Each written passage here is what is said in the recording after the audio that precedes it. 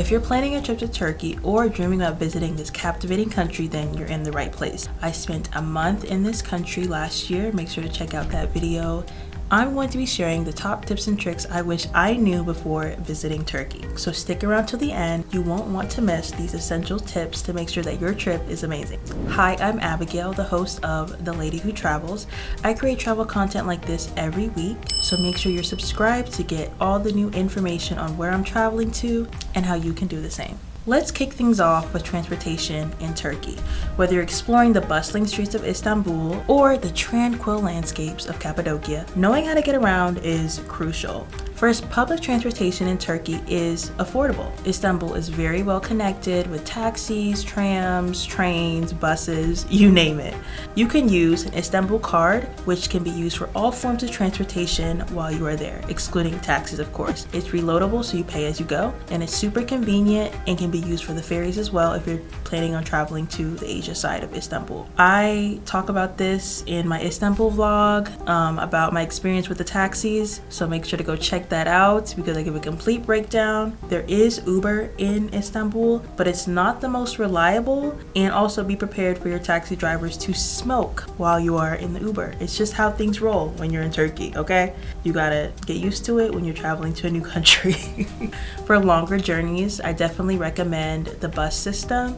There are two major companies, Metro Tourism and Pamukkale Tourism, and I used BusBud to order my bus tickets while I was there. I took a long-term bus. They're very comfortable and reliable, and I highly recommend them. I used a bus to go from Bodrum to Pamukkale. It was a night bus, specifically from Bodrum to Denizli, and then I took a small bus from Denizli to Pamukkale. The bus had Wi-Fi, air conditioning, they gave us snacks, they gave us food. It was quite luxurious, and it was very affordable, and I bought it last minute. And I did feel safe during my trip. There are ways to buy your tickets ahead of time. Like I said, you can use BusBud to book your tickets, or you can bring cash and buy it on arrival at the bus station. Renting a car is your best bet, especially if you're in Bodrum, but more on that later. However, I would avoid it for Istanbul, but if you plan on going to other areas that are a bit more rural, or maybe want to go see some beaches that are kind of not the touristy ones. Next up, let's talk about money. The currency in Turkey is the Turkish lira, and while credit cards are accepted at some places, you'll definitely need to get some cash while you're there, especially if you want to shop in the bazaars. I was able to buy things in the bazaars using my credit card, but there was a slight price difference, so if you want the best deal, bring some cash. Another tip when withdrawing money from ATMs is doing so from big banks like BBVA and Ziraat Bank to avoid hefty withdrawal fees, because those can definitely add up when traveling abroad. And another bank that's able to do that, Charles Schwab, will allow you to withdraw money without any international fees or ATM fees, so I always recommend that for traveling long term. Or if you're not able to get a Charles Schwab bank account for whatever reason, Ally is another bank that will reimburse your ATM fees, but from what I remember, they do not reimburse international transaction fees. So just keep that in mind. Turkey is incredibly diverse, offering ancient ruins to stunning coastlines. Whether you're somebody who wants the hustle and bustle of a city, visiting Istanbul, a more tranquil experience at the beach in Bodrum, or exploring the wonders of the hot springs in Pamukkale, there's something for everyone. When it comes to timing your visit, I definitely recommend visiting the spring from April to June, or in the autumns from September to November. These are ideal times to visit to avoid extreme heat and have fewer crowds. Summer can be very hot, especially in the inland areas, while winter brings it a bit more chilly temperatures and even snow in some parts. If you're planning on visiting popular hotspots like Cappadocia or Ephesus, make sure to go early in the morning to avoid the big crowds. I did visit Ephesus and the crowds were pretty big. I can't even lie to you guys about that. But I still enjoyed myself, and I did prioritize going earlier so that I was able to have it mostly to myself, and I did tag along with a few tourist groups. I did not book a tour, and it was completely fine. Bodrum is your go-to spot for a mix of sun, sea, and history. I got a whole vlog from my trip there, so make sure to go check that out. But here's a tip I wish somebody would have told me before visiting Bodrum. You need to go during the high season. I know I just told you to avoid that, but if you want to experience Bodrum at its peak capacity, make sure to go during the summertime, because I had a good time. It was still beautiful, but it was very empty. I went to where the boats are, and there was nobody there. The restaurants were empty. A lot of them were closed, and I had to get a chauffeur to take me around because there just wasn't even enough taxis. So I definitely recommend visiting Bodrum when it's at its peak. You can go from beach club to beach club, and if you're going in a group, it's probably best just to get a car. I went by myself, so I did not have a car, but if I were to go during peak season, I would probably rent a car just so I have more opportunities to visit the other beaches on the coastline, because it's just a different vibe when everybody's out in the sun enjoying the beach, partying, stuff like that. Without that, it's pretty chill. And unlike in Istanbul, there is no Uber, so you definitely need to get a car or a chauffeur or go during the peak time so there's taxis to take you around. Another place that people like to go to when visiting Turkey is Antalya. Antalya offers a great blend of history and relaxation. It's very family friendly. You'll see a lot of resorts there that are catered towards families if that's something that you're interested in. The old town is known for its narrow cobblestone streets. The beaches are stunning. They also have huge malls.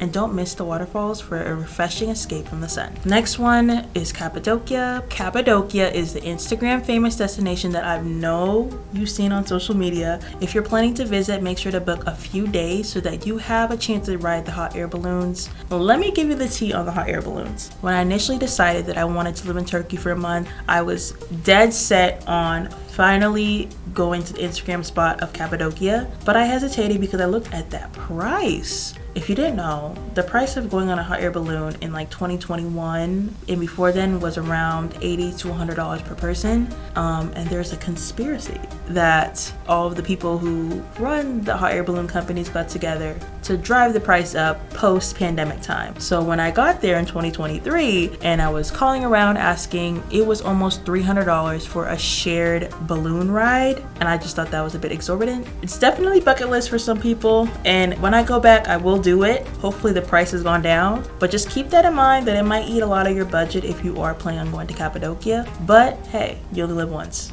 Also, if you're planning to visit, make sure to book a few days just because balloon rides can get canceled due to inclement weather. So you just want to keep that in mind. Have a few days in Cappadocia, probably stay in one of the cave hotels to get a really beautiful once-in-a-lifetime experience, and then go off to your hot air balloon ride.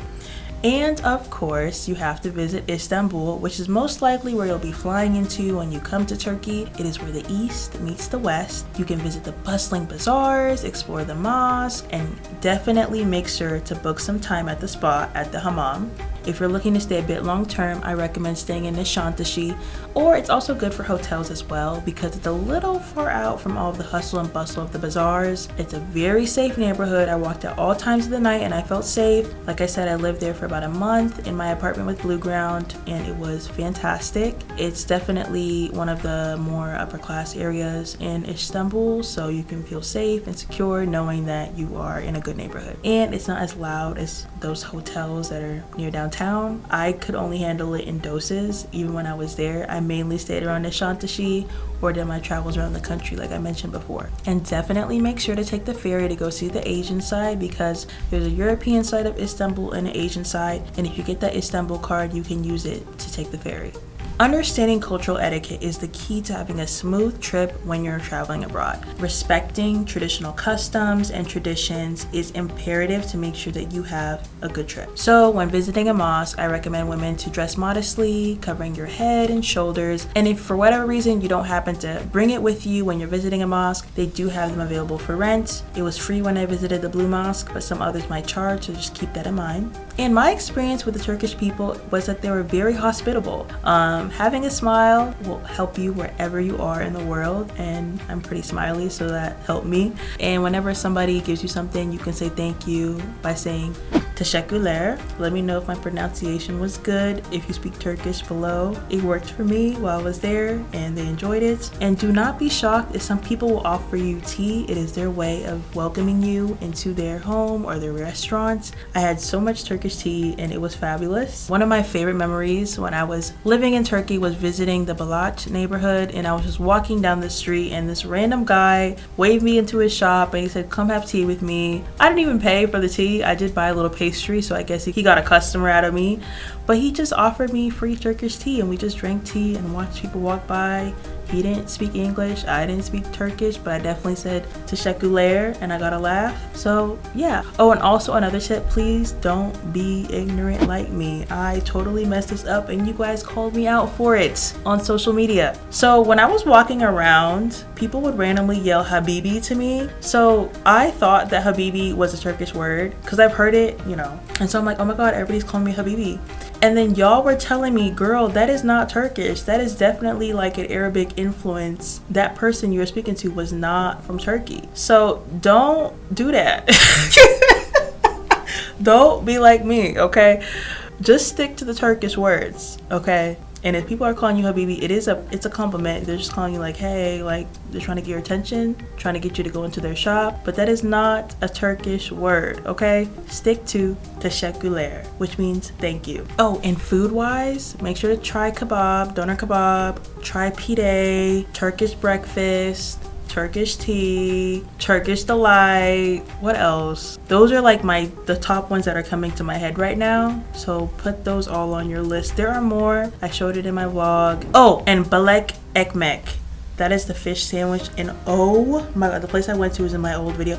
It is so good. In fact, when I go back, which I will go to that same place to get the balek ekmek because my God, today. Yes, God, honey. If you found these tips helpful, make sure to check the description box to get a detailed blog post of everything that I discussed here, plus some other recommendations on where to eat, where to stay, and much more. And before you go, make sure to give this video a like and subscribe so you never miss out on content that I post right here. I have way more travel tips and destination guides coming your way. And as always, my name's Abigail, and you're watching The Lady Who Travels. Bye!